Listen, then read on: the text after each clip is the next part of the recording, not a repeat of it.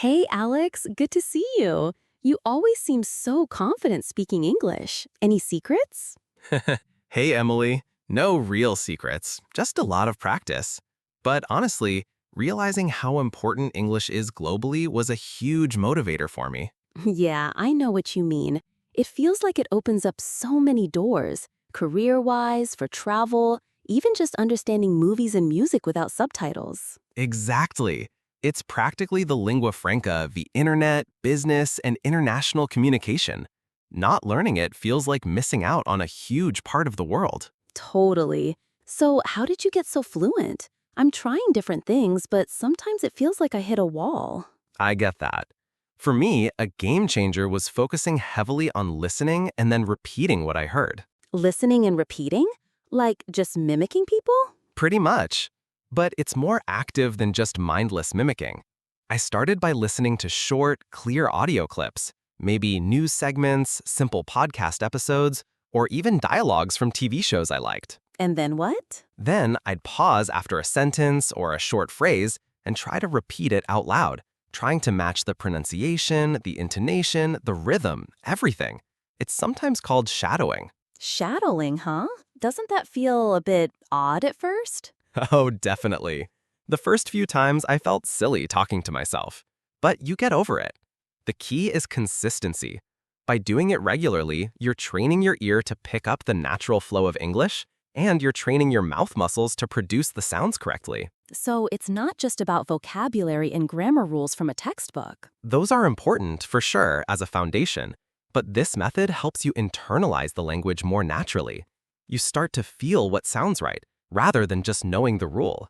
It helps with your accent and fluency immensely. That makes sense. You're essentially absorbing the patterns of the language. What kind of materials did you find most helpful for listening? I started with things that had clear speakers.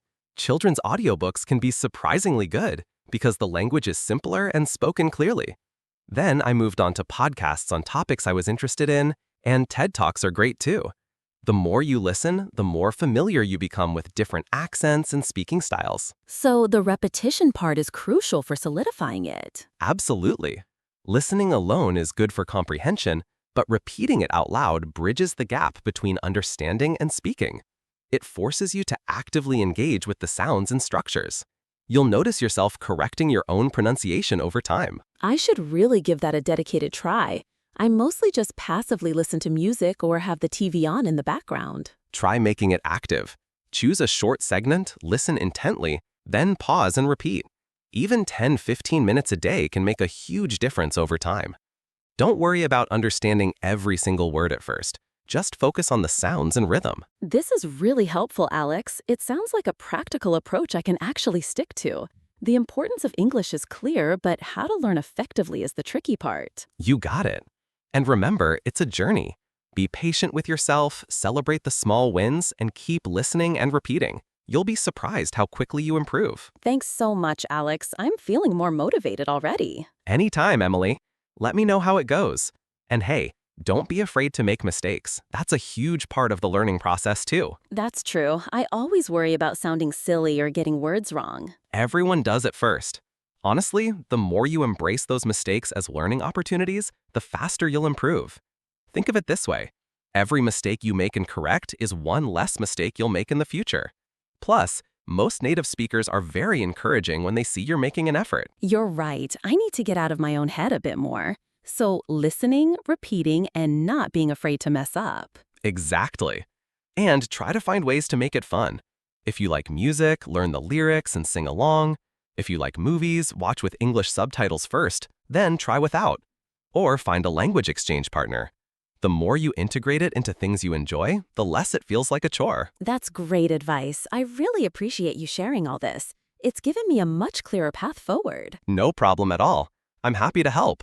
We all start somewhere, and sharing what works is part of the journey. You've got this. Thanks again, Alex. I'll definitely give shadowing a serious go and try to be braver with speaking. Awesome. Looking forward to hearing about your progress. Catch you later. You too.